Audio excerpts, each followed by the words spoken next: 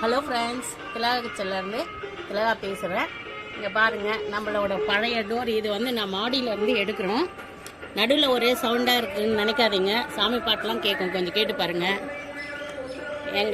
எங்கள் ஏரியாவில் வந்து கூழ் ஊற்ற போகிறாங்க. அதனால் வந்து இன்றைக்கி பால் குடம்லாம் எடுத்து பாட்டெல்லாம் போட்டிருக்காங்க. ஒரே அமக்கலமாக இருக்குது. இதுதான் நம்மளோட பழைய டோருக்கு. இது வந்து பிவிசியில் பண்ணியிருக்கோம். எல்லாம் உடஞ்சிடுச்சு பாருங்கள், எப்படி உடஞ்சிருக்கு பாருங்கள். 10 வருஷம் ஆயிடுச்சு. இது சரி, கலர்லாம் வந்து ஷேட் ஆயிடுச்சு. ரொம்ப வந்து நம்ம இந்த கிழக்கு பார்த்த வாசல்ன்றதுனால சூரிய பகவான் எப்போவுமே நம்ம வீட்டிலே இருப்பார். அதனால் உங்களுக்கு கலர் பார்க்கும்போதே தெரியும், ஒன்று ஒரு கலரில் இருக்கும் பாருங்கள். ரொம்ப ஷேட் ஆயிடுச்சு, உடையவும் ஆரம்பிச்சிச்சு வெயிலில். இது வந்து பிளாஸ்டிக் தானேங்க, பிவிசி பிளாஸ்டிக்கில் பண்ணது. சரி, இப்போ கொஞ்சம் சேஞ்ச் பண்ணலாம் எல்லாம் உடஞ்சதுனால அப்படின்னு. இப்படி தான் குப்பைங்க இருக்குது. இது வந்து மாடி போர்ஷனு. மாடியில் ஒரு ரூம் இருக்குது, தெரியும், வாங்க பார்க்கலாம் அங்கே எப்படி இருக்குன்னு. இந்த ஒரு ரூமில் தான் பண்ணிகிட்டு இருக்காங்க. இதை வந்து நம்ம கபோர்டுக்கு நம்ம என்ன கேட்டிருக்கோமோ அதுக்கேற்ற மாதிரி அளவு எடுத்து ஃபிக்ஸ் பண்ணி வச்சுட்டாங்க. ரெடி பண்ணி எல்லாம் வச்சுருக்குறாங்க. நாளைக்கு வந்து டெய்லி ஒரு வேலை செஞ்சுட்டே இருக்காங்க. ஃபஸ்ட்டு வந்து வுட்டு வாங்கினாங்க. இந்த வுட்டு வாங்கி இதில் வந்து இது என்ன சொல்லுவாங்க, மைக்காவா? பிளைவுட்டு. அதுக்கு மேலே ஒட்டியிருக்காங்களா, அது மைக்கா ஒட்டினாங்க. அப்புறம் உள்ள ரூம் சைஸ் எல்லாம் அளவு எடுத்துகிட்டு வந்து நம்மளுக்கு என்னென்ன சைஸில் கபோர்டு வேணுன்றதெல்லாம் அளவு எடுத்துகிட்டு இப்போ வந்து இதை வந்து கட் பண்ணி ரெடி பண்ணி வச்சுருக்காங்க. அப்புறம் நாளைக்கு அது என்னங்க பண்ணுவாங்க, ஃபிக்ஸிங். ஃப்ரேமா? இதுதான் ஃப்ரேமா. இதை பண்ணி முடிச்சுட்டு நாளைக்கு வந்து இதை ஃபிட் பண்ணுவாங்க. எப்படி இருக்குது அப்படின்னு பார்க்கலாம். இது பட்ஜெட்டு இதெல்லாம் வந்து அப்புறம் தான் தெரியும். என்னங்க, முடிஞ்ச உடனே சொல்கிறேன் எவ்வளோ பட்ஜெட் ஆச்சு அப்படின்னு சொல்லிட்டுன்னு. நம்ம பொதுவாக வீடு கட்டும்போது வந்து வீடு கட்டி நீங்கள் குடி போகிறீங்க அப்படின்னு சொன்னால் உடனே வுட் ஒர்க் பண்ணணும்னு நினைக்கிறவங்க உடனே பண்ணால் பெட்ரு. இந்த மாதிரி வந்து வந்துட்டு நம்ம குடும்பம் பண்ணிட்டு அதுக்கப்புறம் பண்ணோன்னா வீடு வந்து இந்த மாதிரிலாம் தான் இருக்கும். சகிப்புத்தன்மை வேணும், வேலை பண்ண முடியாது எதுவுமே. அதனால் வீடு கட்டி போகணுன்றவங்க முதலே வுட் ஒர்க் பண்ணிக்கோங்க. நடுவில்லாம் பண்ணணுன்னு ஆசைப்படாதீங்க. அது ரொம்ப கஷ்டமான வேலைங்க. எல்லா திங்ஸையும் வீட்டில் இருந்து எடுத்து வெளியே வச்சு வுட் ஒர்க் பண்ணி இடமும் வேணும், டஸ்ட்டு ரொம்ப ஆகும். அது மாதிரி இப்போ கொஞ்சம் அப்படி தான் கஷ்டத்தில் இருக்கும். நாளைக்கு ஃபிட் பண்ண உடனே எப்படி இருக்குன்னு பார்க்கலாம். ஹலோ ஃப்ரெண்ட்ஸ், வாங்க. அன்றைக்கி வந்து பாக்ஸாக மேலே வந்து ரூமில் கட் பண்ணி வச்சுருந்தாங்க இல்லைங்களா, இதை மாதிரி தான் இருக்குது. இது வந்து பூஜை ரேக்குக்காக இந்த மாதிரி பண்ணியிருக்காங்க. சரி, சும்மா வைக்கக்கூடாதுன்னு சொல்லிட்டுன்னு ஒரே ஒரு ஃபோட்டோ மட்டும் இப்படி வச்சுருக்கிறேன். இதுக்கு வந்து டோர்லாம் வந்து ரெடி பண்ணணும். அவங்க இது அளவு கரெக்டாக இருக்கா அப்படின்றதுக்காக எடுத்துகிட்டு வந்து கரெக்ட் பண்ணி வச்சுருக்குறாங்க. இன்னும் வந்து டோரு, அதுக்கப்புறம் மேலே இந்த என்ன வெட்டுவாங்கங்க, மைக்கா இதெல்லாம் ஒட்டணும். அப்புறம் ஃபினிஷ் பண்ணி காமிக்கலாம். அதுக்கப்புறம் இந்த சைடில் கீழே வந்து இந்த மாதிரி அளந்து எடுத்துகிட்டு போயிருக்காங்க. இந்த மாதிரி ஃபுல்லுமே வந்து அளவு எடுத்து எல்லாத்தையும் ஃபிட் பண்ணிட்ட பிறகு தான் வந்து டோர் ஃபினிஷ் ஆகும். அதுக்குள்ளே வந்து அவங்க வந்து சாட்டர்டே வந்து முடிச்சிட்டோம், நம்ம போகலாங்க அப்படின்னு சொல்லிட்டுன்னு கிளம்பிட்டாங்க. எல்லாருக்கும் வந்து ஆடி மாதம் புது பொண்ணு புது மாப்பிள்ளைக்கு தான் கொண்டாட்டம், அம்மனுக்கு விசேஷம் அப்படின்னுவாங்க.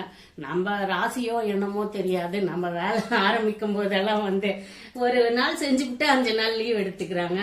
5 நாள் லீவ் வேணுங்க, ஊரில் வந்து திருவிழாங்க அப்படின்னு சொல்லிட்டு இந்த ஒர்க்கை வந்து அப்படியே விட்டுட்டு நம்ம நிலைமையெல்லாம் யோசிக்கவே மாட்டேன்றாங்க. பாருங்க, நம்ம எப்படி பண்ணுவோம், திங்ஸை எப்படி எடுப்போம், இப்படியே இருக்கணுமா அப்படின்லாம் யோசிக்காம ஒரு நாள் வேலை செஞ்சுட்டு அப்படியே 5 நாள் லீவ் வேணும்னு போயிட்டாங்க. சரி, போயிட்டு வாங்க அப்படின்னு சொல்லிட்டுன்னு நாங்களும் அமுச்சு வச்சிட்டோம். சரி, இப்போ நம்ம வந்து சண்டே வந்து மதியம் லஞ்சு சாப்பிட்டுட்டு எங்கள் ஏரியாவில் வந்து கூழ் ஊத்துற இது இருக்கிறதுனால நைட் வந்து அம்மன் வந்து வீதி உள்ளே வரும். அதையும் வந்து சண்டே லஞ்சும் அதையும் பார்த்துருங்க. அப்புறம் பார்க்கலாம் வாங்க. இன்னைக்கு சண்டே சமையல் என்னென்னு பார்க்கலாமா? ரொம்ப சிம்பிளான சமையல் தான். சிக்கன் ரைஸ், இது ஒயிட் ரைஸ், கொஞ்சம் ஆறி தான் இருக்கும். ரொம்ப சிம்பிளான லஞ்சு தான். ரசம், தக்காளி ரசம், சிக்கன் ஃப்ரை, இது காரக்குழம்பு, உருளைக்கிழங்கு புட்டு. அவ்வளோதாங்க இன்னைக்கு சண்டே லஞ்ச்.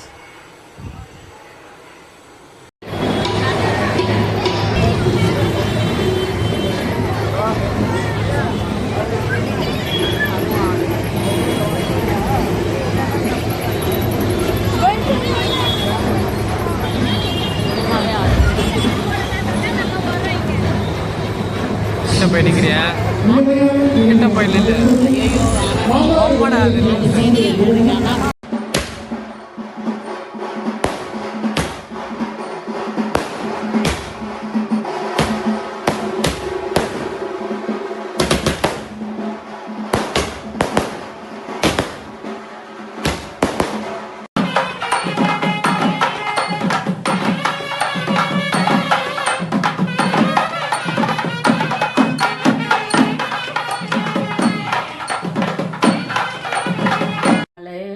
சும்மா இருக்க முடியாது இல்லைங்களா. அவங்க அந்த வேலையை முடிச்சுட்டு போயிட்டாங்க.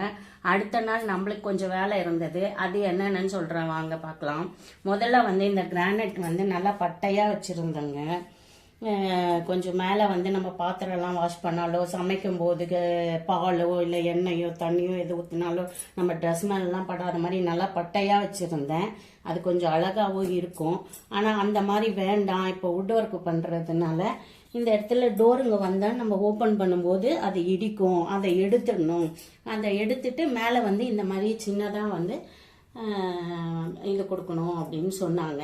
சரி, அவங்க விட்ட வேலையை வந்து நம்ம அப்படியே வெயிட் பண்ணியிருந்தா ஆகாது, நம்மளும் கொஞ்சம் எக்ஸ்ட்ரா இதெல்லாம் பண்ணிக்கலாம் அப்படின்னு சொல்லிட்டு தனியாக வந்து கிரானைட் ஆளை கூட்டிகிட்டு வந்து அந்த பட்டையை வந்து ரிமூவ் பண்ணிவிட்டு இந்த மாதிரி சின்னதாக மேலே மட்டும் வச்சுருக்கோம்.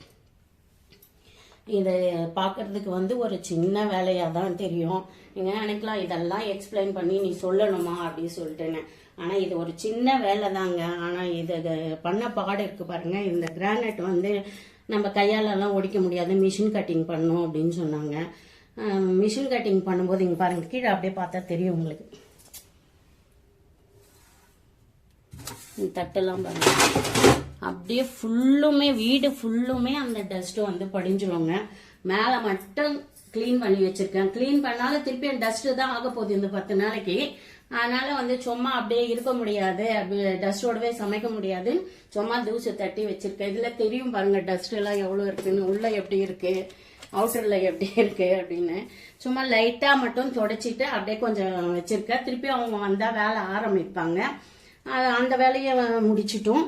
அந்த வேலை முடித்த உடனே அப்படியே பாருங்க, அந்த பாத்திரங்க எல்லாமே காஸ்ட் அயன் மேலெல்லாம் அந்த டஸ்ட்டு படிஞ்சு ரொம்ப இதுவாகிடுச்சு.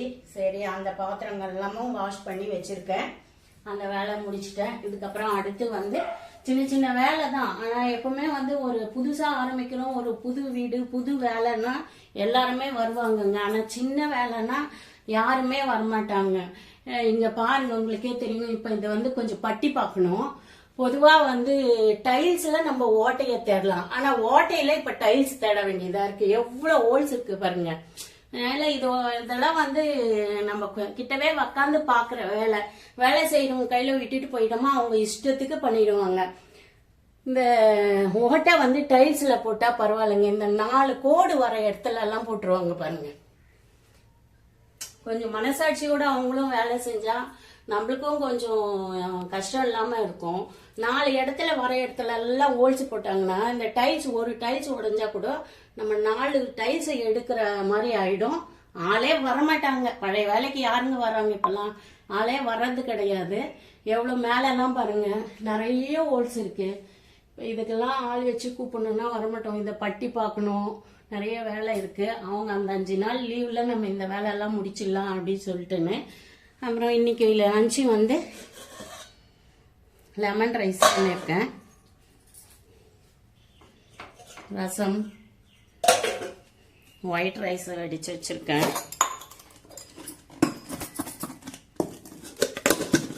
ஒயிட் ரைஸு தொட்டுக்க ஒன்றும் பண்ணலங்க, பொக்கடாவும் ஊறுக்காவும் தான் வச்சுருக்கேன். அப்புறம் வந்து நம்ம ராசின்னு சொன்னோம் இல்லைங்களா, உடனே வந்து ஐயோ அவ்வளோ ராசி இல்லாதோ அப்படி இல்லாத, ஓரளவு ராசிலாம் இருக்குங்க எனக்கு. இதுக்கு பேர் வந்து நம்ம ராசி இல்லைன்னுலாம் சொல்ல முடியாது.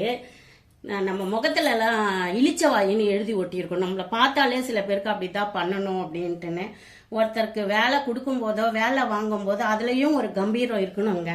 பேச்சுவார்த்தையிலயும் ஒரு கம்பீரம் இருக்கணும். அந்த கம்பீரம் இருந்தா மட்டும்தான் நம்ம கிளீனா வேலையை தட்டி கொடுத்து வாங்க முடியும்.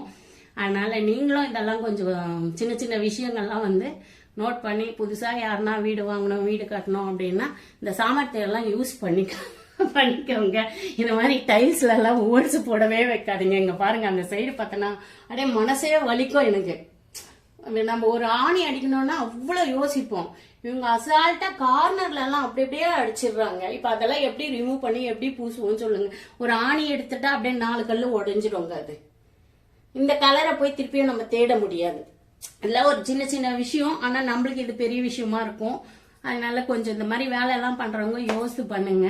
இப்ப போய் நம்ம லஞ்சு சாப்பிட்டு அடுத்த வேலையை வந்து பாக்கணுங்க. டிஃபனுக்கு அரிசி ஊற வச்சிருக்கேன். இவ்வளவு வேலையிலயும் இதையும் டிஃபனும் அரைச்சி வச்சுட்டோம்னா டெய்லி தோசை சுட்டு சாப்பிட ஈஸியா இருக்கும். வாங்க லஞ்சு சாப்பிட்டு பேசலாம். நாளைக்கு என்ன அவங்க வந்தா செய்யறாங்கன்றதையும் வீடியோல இணைக்கிறேன். கொஞ்சம் கொஞ்சமா இணைக்கிறேன். எவ்வளவு பட்ஜெட்லாம் ஆகும்னு சொல்றேன். உங்களுக்கு யூஸ்ஃபுல்லா இருந்தா இந்த வீடியோவை எடுத்துக்கோங்க. இதுல இருக்க டிப்ஸ்